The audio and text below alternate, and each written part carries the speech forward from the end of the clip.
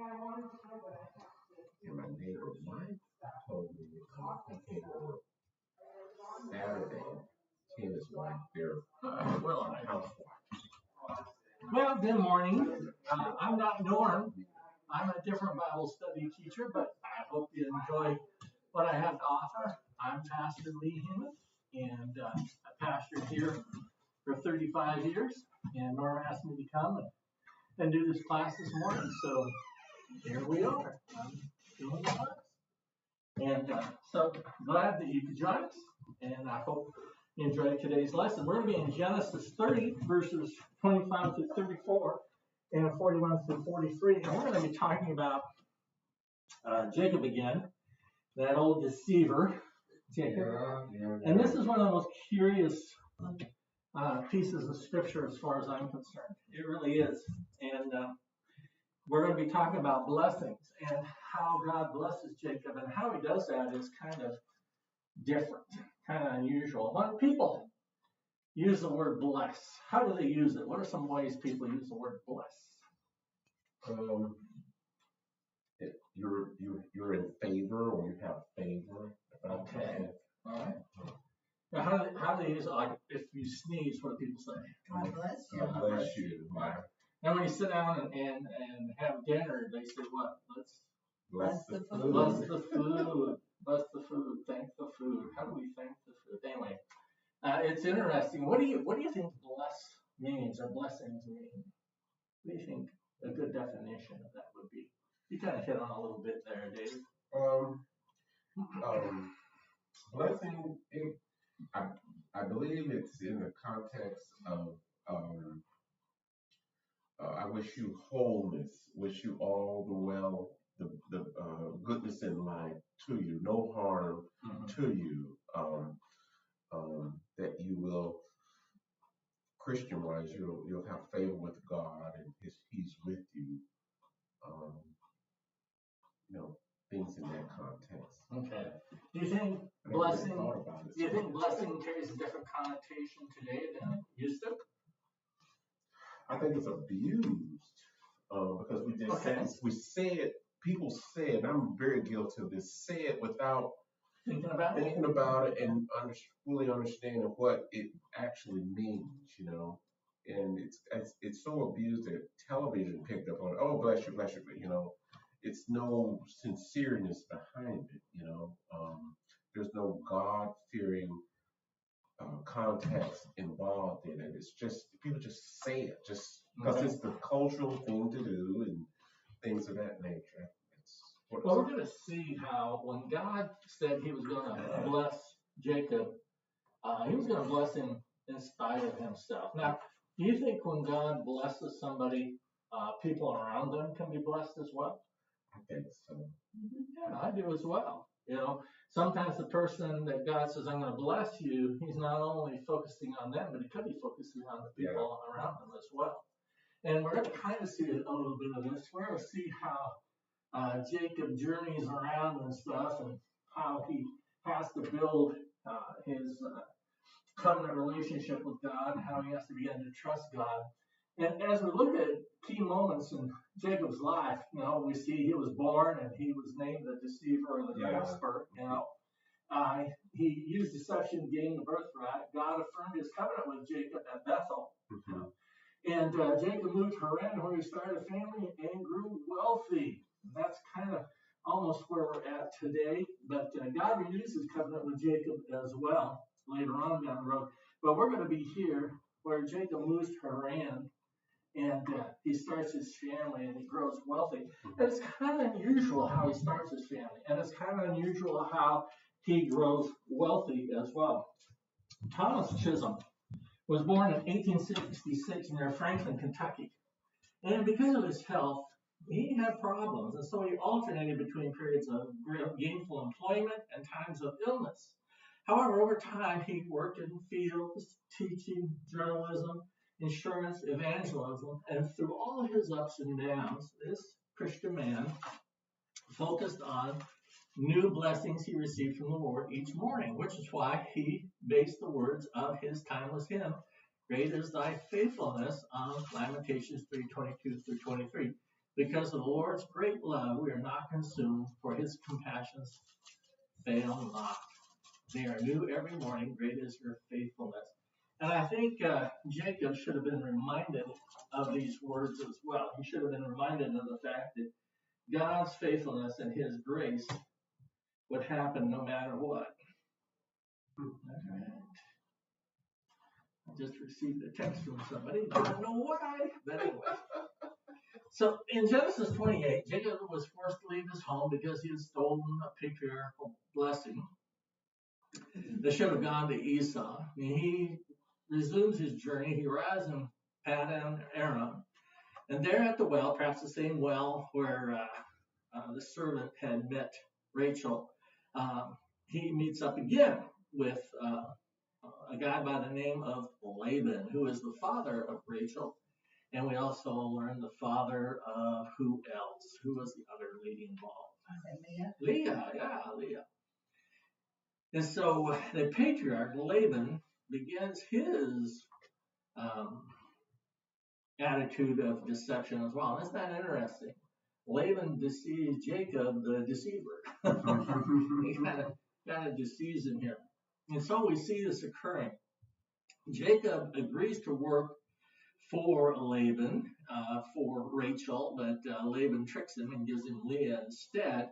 And so Jacob agrees to work another 7 years for the right to marry Rachel. Leah bears him several children, 6 sons in fact, Reuben, Simeon, Levi, Judah, Issachar, and Zebulun, as well as a daughter named Dinah.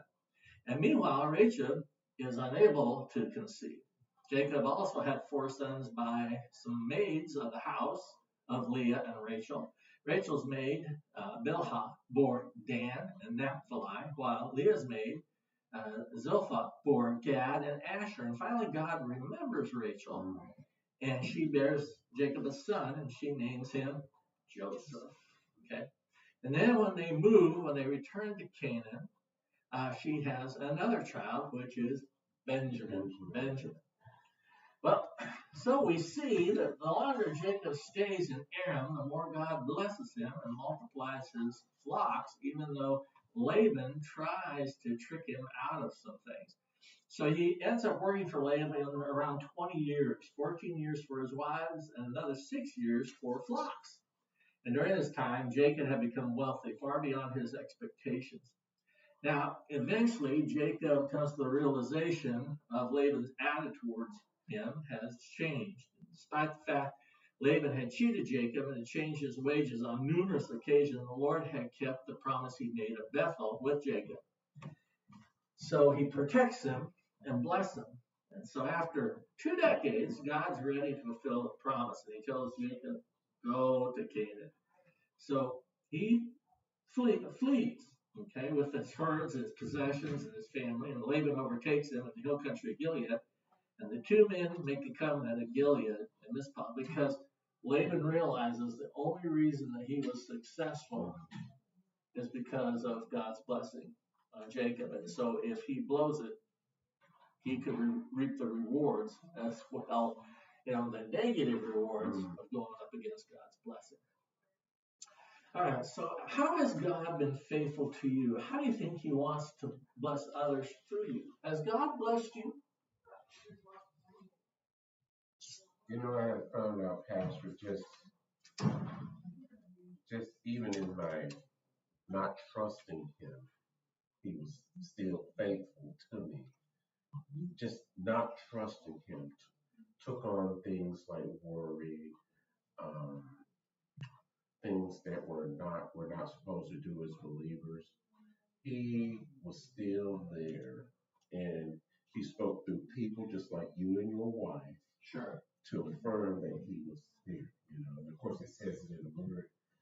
But even when these things were overpowering, where I just took them on my own self, he was still there. And he blessed me with people, and he will let me know, David, I'm still here, even though you don't see me or see me working, I'm still here.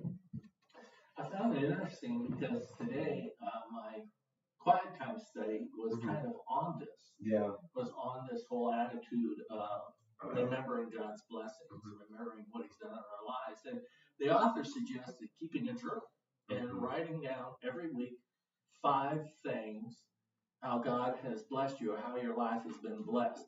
You know, and it can be anything you want. And I started thinking about that. I started thinking about it, and I'm sorry to say, but I have way more than 5 things.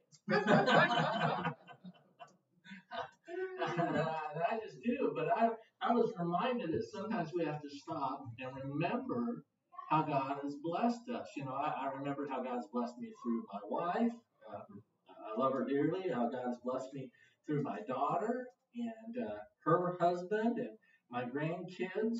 Love them both a whole lot. He's blessed me through my church. He blessed me as a pastor and friendships that I have and those kinds of things as well. And so, you know, He's also blessed me through neighbors as well. And that's kind of interesting. So we have to sometimes remind ourselves how God truly has blessed us. And the author of this kind of devotion, she suggested that we should also think about just even some of the mundane things that we sometimes don't think about, you know, fresh cut grass in the neighborhood or the birds that we hear or the dog barking down the street. You know, some people like that, some people don't. But sometimes we need to think of even the mundane things and how God has blessed us with those things to give us life and health and just a realization of who He is. So as we think about this, we're going to discover how God has been faithful and was faithful to keep the promises He made to Jacob of Bethel. And perhaps also we can learn ourselves how God is faithful in our lives in keeping promises as well. After shepherding Jacob's flock for all those years and seeing his family grow, Jacob was ready for change.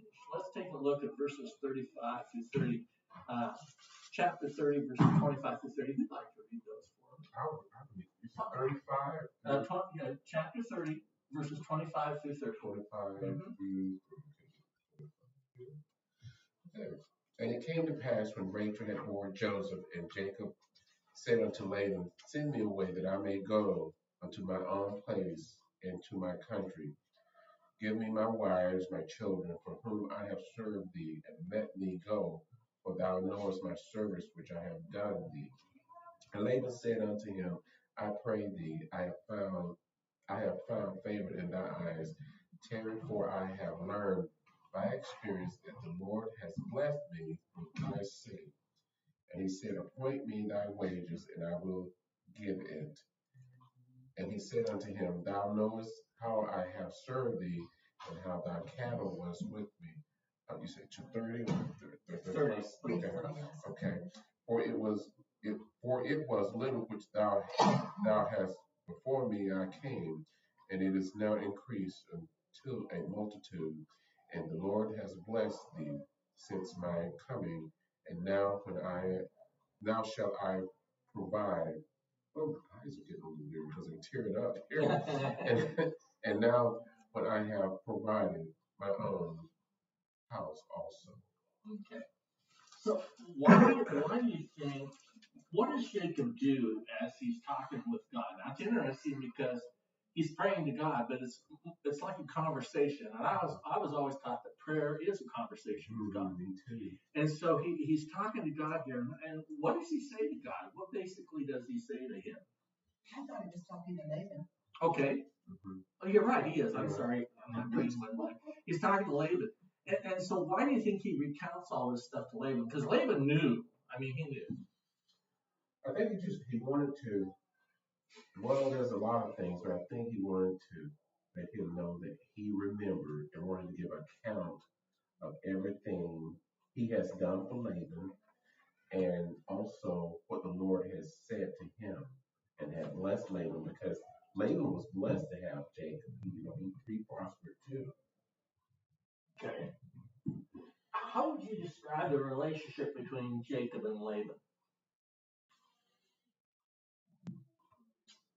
I don't think it was really good. I don't think they had a healthy relationship. I think that other than family and I don't know, Jacob was getting what he had been doing to others, What he had earned, right? Yeah, he really was getting it, Yeah. And to us, this is kind of unusual because he says, send me on my way so I can go back to my own homeland. Give me my wives and children from whom I served you, and I'll be on my way. Give them to me. And that's kind of an unusual thing for us to say because we don't understand this patriarchal system. Mm-hmm. But Laban, they had made a contract, and Laban was keeping him to that contract, even though it was kind of deceptive how he was doing it. So basically, what Jacob is saying, honor the contract. Mm-hmm. Honor the contract. If I found favor, Laban says back to him, if I found favor in your eyes, please stay. I've learned by divination, the Lord has blessed me because of you. Isn't that interesting? Laban says, I've learned by divination. So where was Laban's heart at? Was he a God-fearer? I think he was selfish. Yeah. It is too. Because this idea of divination is a word where they would, cut up chicken livers and lay them out and look at them or whatever, or they throw arrows down to see, how they should attack, those kinds of things. So he was dependent upon these quote-unquote signs. Mm-hmm. Can people be too dependent upon signs in our day and age as well to see if God is blessing them or God is working in their lives? I think so. I used to be that way too, Pastor. I really was like that. And God had to set me down literally and show me, don't look for signs and wonders. And what I wasn't doing was in the Word. I wasn't studying His Word to the point where I would know better, knowing it. And so that's a big difference. And I think the church needs to do it and do it more often to remind that we shouldn't be looking for signs and wonders. Because it's kind of like today, the eclipse is going to happen on Monday, and you have all these people going, it's going to happen, it's going to be the end of the world, oh, you should stock up. And it's not going to be the end of the world. I can honestly predict today, when the eclipse happens, it will not be the end of the world unless we're hit by an asteroid. This is not going to happen. But we see here, as we look at this relationship between Jacob and Laban, how do you think Laban saw Jacob? Do you think he saw him as a son-in-law, or do you think he saw him as a slave? He saw him as a slave. I do too. Yeah. He probably also saw him as himself because he was a deceiver, missed his own family. And Laban was doing that at the same time to him. So Laban knew, a deceiver, I'm like that. So let me, I don't want it to come back and haunt me. So I'm going to use this guy and make sure that I get everything that I can out of him, take advantage of, because he had the high road.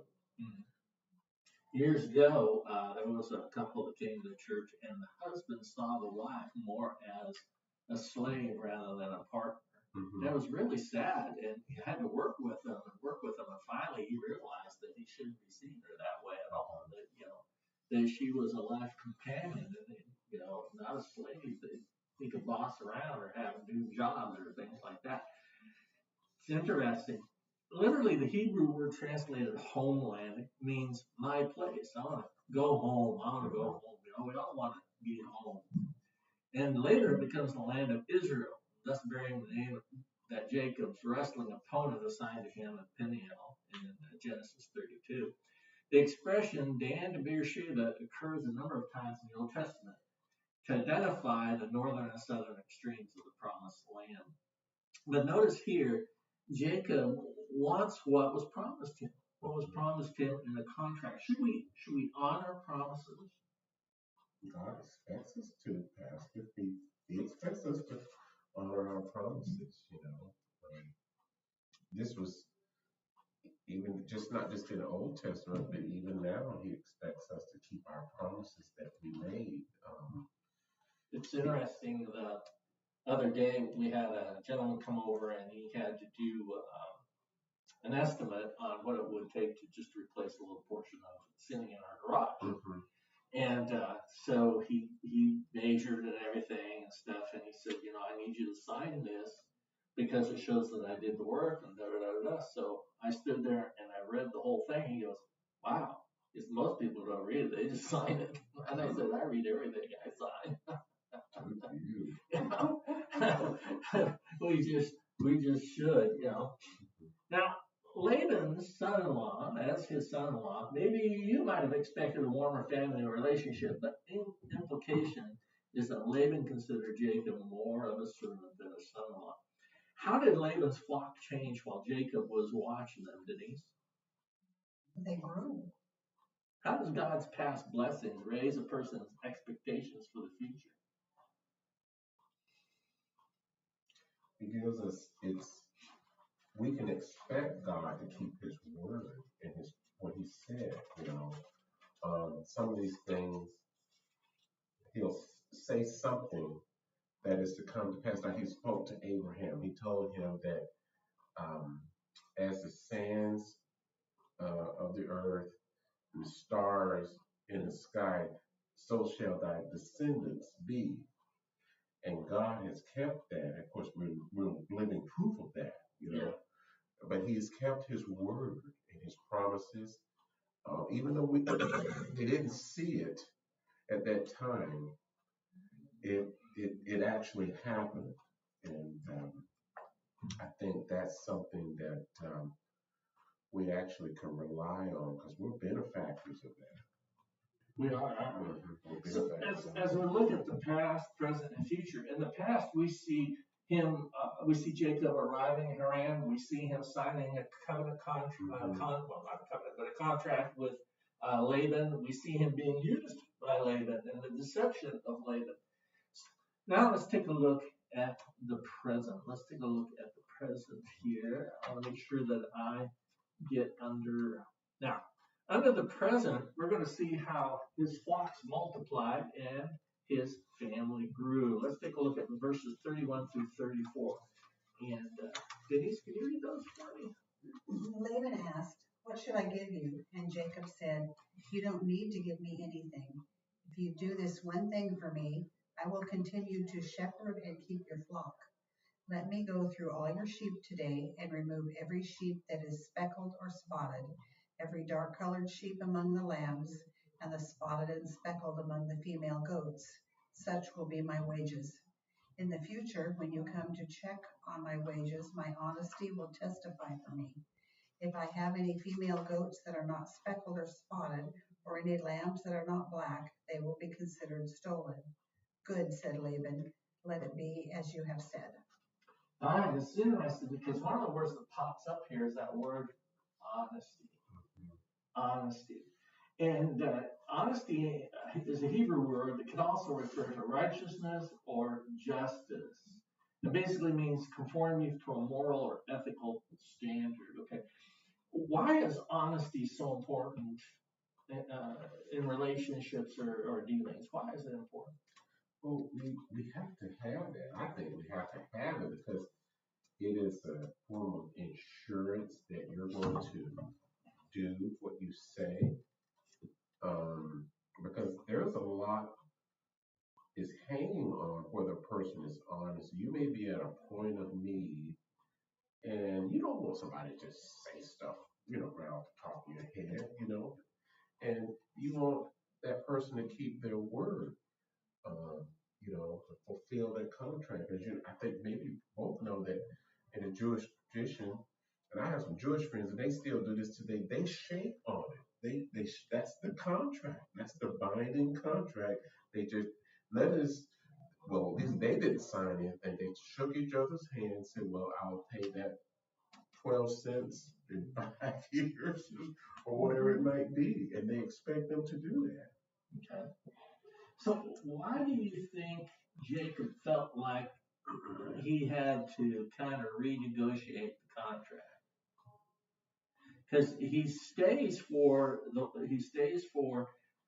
the two wives and stuff, and he starts having these children and stuff, and then he has to negotiate this contract. And what does he say?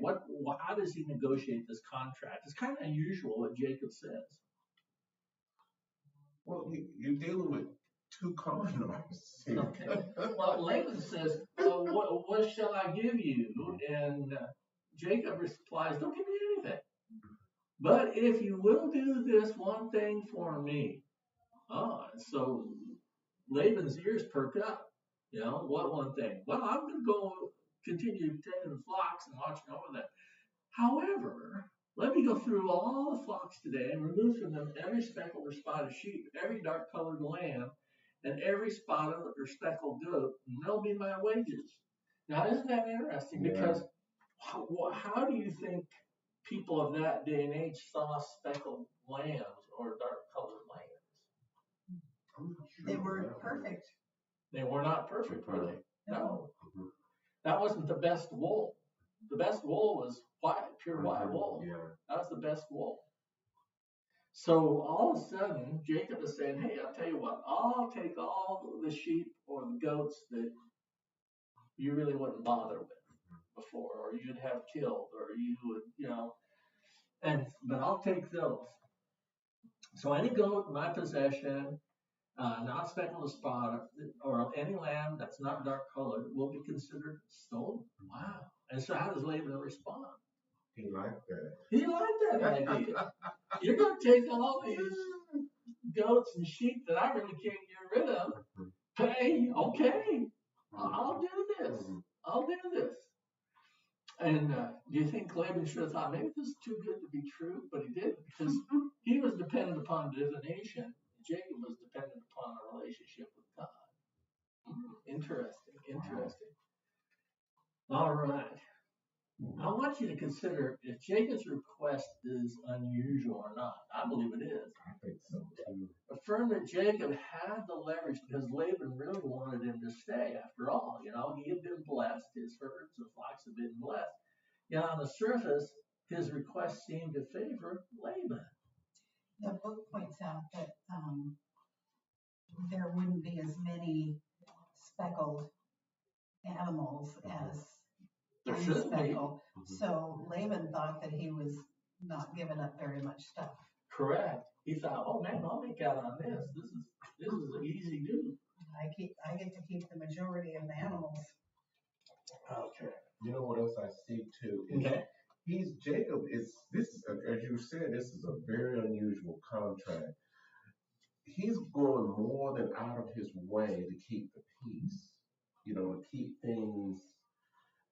I don't want to go down this road with you again, so I'm going to make sure that we don't have to, you know, no lying, no deception is going on here. And I have found out, well, this is going to hurt. Yeah. But this was me. There are people that went way out of their way to keep, you know, to make sure there's no misunderstandings. It's to keep peace with me. You know, it was a very unusual thing. It's not like, you know, they just, okay, when there's no, with me, it was, okay, that David, you know, this guy's like taking a quantum physics test, you know, they had to actually think about it, but I see the same thing here. He's having to go way out of his way to keep peace and make sure everything is okay between him and Laban, because no recourse after this is done. You think that's interesting, because how do you think this demonstrates Jacob's trust in God? Do you think it does? I think so. He had that dream, remember? And saw the angels descending and ascending. Okay. And when you're dealing with that, an encounter like that. Are we told that God tells him only take the speckled or the dark lambs? Doesn't say that. It doesn't say that, does it? No. But evidently, he had a relationship with God, and he was talking with God. He was speaking with God, and perhaps, we don't know, but perhaps God told him, do this. See how I'm going to bless you. Do this. See how I'm going to bless you. Could be. Could be. Jacob's agreement is it starts a shift towards a deeper trust in God and away from his own sneakiness. This is kind of interesting because from this point on, we see him begin to trust God more and more and more rather than his own abilities, his own actions, and things like this. You know, because when he made the agreement for Rachel, he ends up with Leah, and then they struggle and they have kids, and he has to work for him and stuff like that. He's trusting on his own self. I really believe that. But now we see him kind of trusting God, because all of a sudden he's saying, okay, if God is really going to bless me, if God is really with me, I'll do this. I'll do this. I'll tell Laban, I'll take all the speckled animals. I'll take all the dark colored animals. And either God will bless it or he won't bless it. Why is it hard? Or maybe I should word it this way. What are some ways people demonstrate integrity? Well, not just keeping your word, but in their lifestyle and the report that you get from other people. You know, I remember I was applying for this job, and it sounded pretty good. So they called these people and said, "Is this really this dude?" Because it was working in the legal system. I was applying for a job as a court librarian. I took all the cases that was tried and I filed them accordingly, you know. Okay. So they call these people and say, "Is this dude is all of this? Did he do?" I said, "Yes, yes, yes, yes, yes." And I got the job. It was one of those, I can't believe it's not butter kind of thing. Remember that commercial? Yeah. It was kind of like that. But our report that we have. Why is it important to demonstrate integrity, especially in this world? It's almost non-existent, in my opinion. Because we have so many politicians to keep the word going.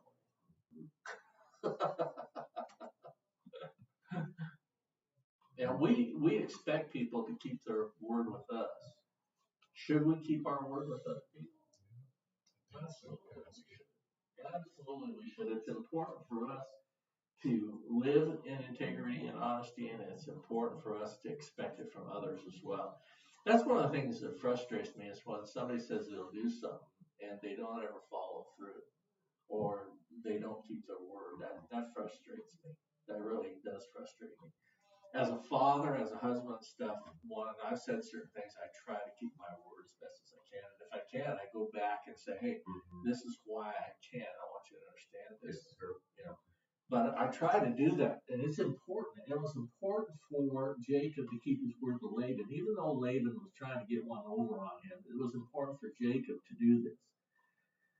After the lamb and goats were separated, and Jacob continued as a shepherd, God continued to bless Jacob, even at Laban's expense. And this is really kind of interesting.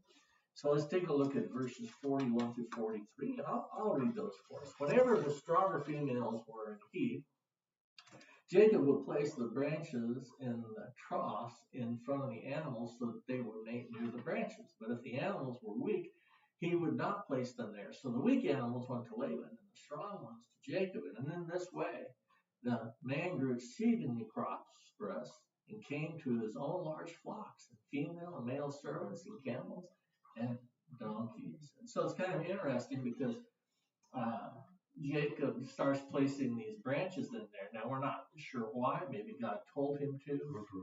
We're not really sure why. There's been all kinds of speculation about this and stuff.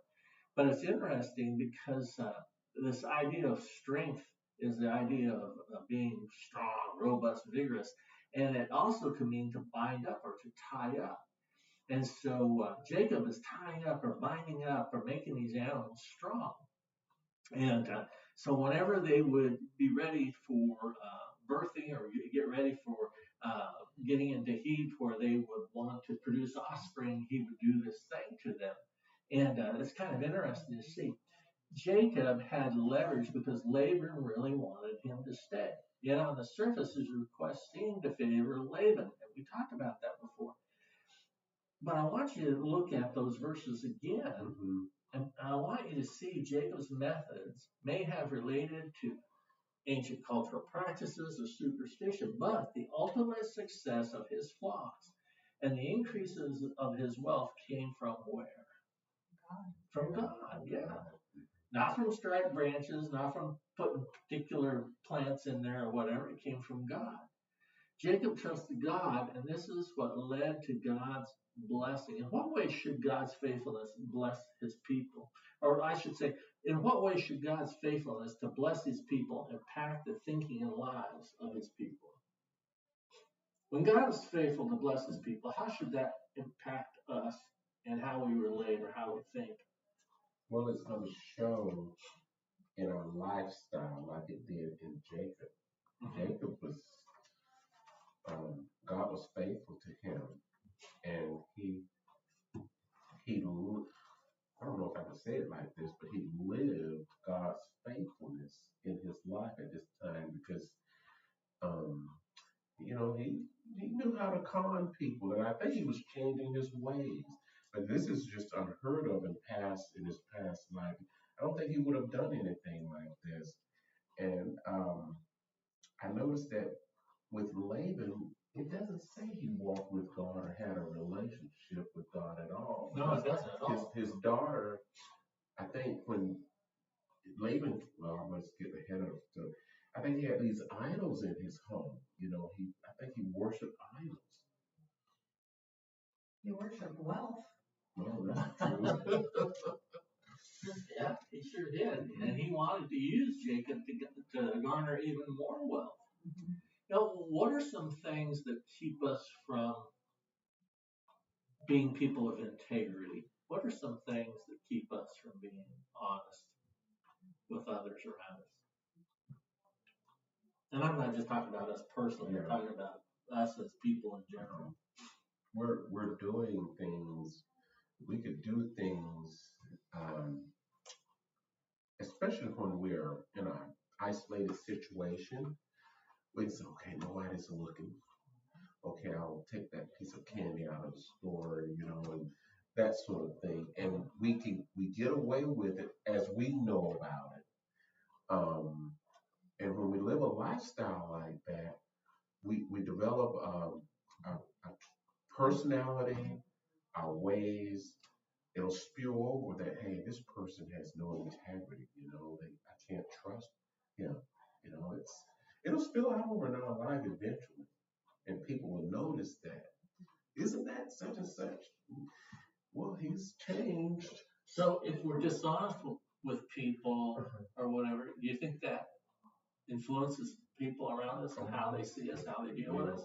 We don't want it. However, if we follow a life of integrity and honesty, that impacts people how? That has the opposite effect. That has the effect of a positive influence on our society and on people around us. People will say, I can trust that person. I remember when my father ran a little gas station in Leavenworth, Washington. Oftentimes he would say, I can do this and this and this with your car and fix it and make it like this, and they would just shake on it. They didn't have contracts that they signed back then and stuff. They would shake on it. And they trusted my father to do the work. And you know what? My dad did the work. One of the things my dad used to tell me, and I related it to my daughter, is that when you start working, you show up on time or a little ahead of schedule, you do your job and a little bit more, you don't say anything out of turn, and you go home and forget about it. And that always stuck with me, and I shared that with my daughter as well. And she just celebrated her anniversary working where she works. How many years was it? 16. 16 years, yeah. But that's been how I've lived my life as well. You show up, you do your job, you don't complain about the job because God has given it to you, and you do a little more than expected of you, and you go home and forget about it. You just do.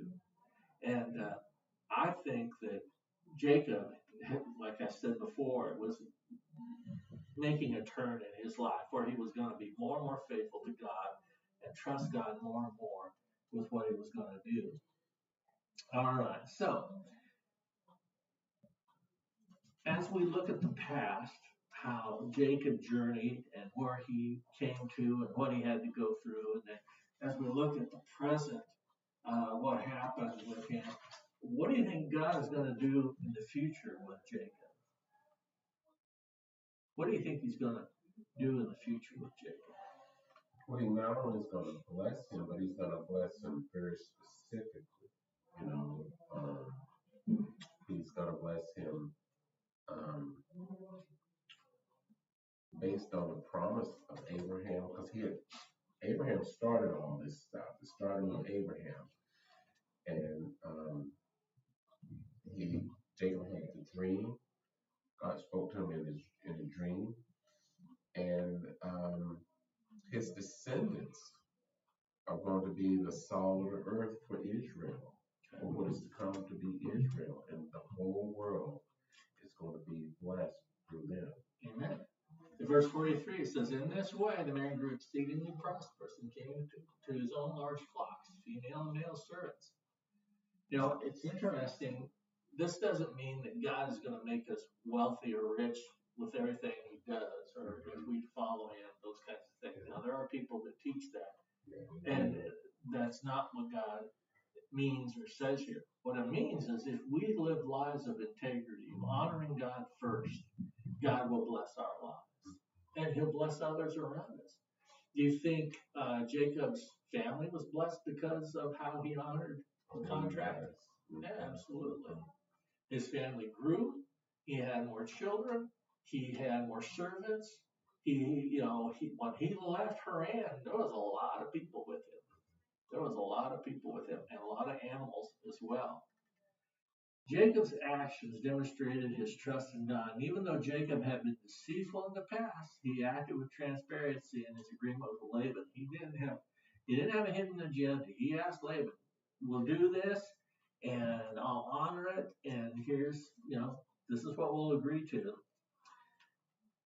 And relying on God to provide for him. I want to encourage you by God's past blessings in your life. I want to encourage you to demonstrate honesty and integrity in every area of your life, in business dealings, with neighborhoods, with fellow believers and non-believers. And I want you to celebrate God's blessing in your lives and what he's going to do for you in the future as well, just like we see with Jacob's life. I like this lesson because it's kind of interesting.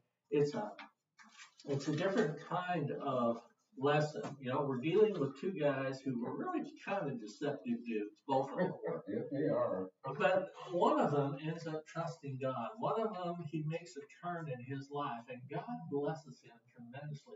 Now, I may not agree with everything that Jacob did with his wives or with his servants or those kinds of things, but God was going to bless him no matter what, because God saw in him a future for all mankind, which of course ends up being Jesus Christ coming into the world. But it's a good lesson. God is faithful to bless his people, and we need to remember his blessings on a daily basis and to be the people of integrity that God has called us to be. Amen? All right. Well, thank you for being here. We're done a little bit early, but it was a good lesson.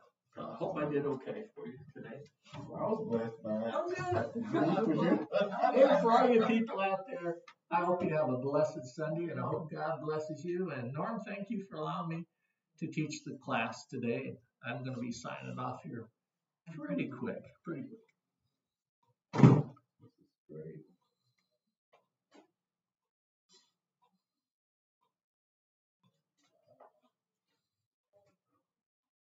I'm house watching with niece. My neighbors just 2 weeks ago, they got back from Palm Springs.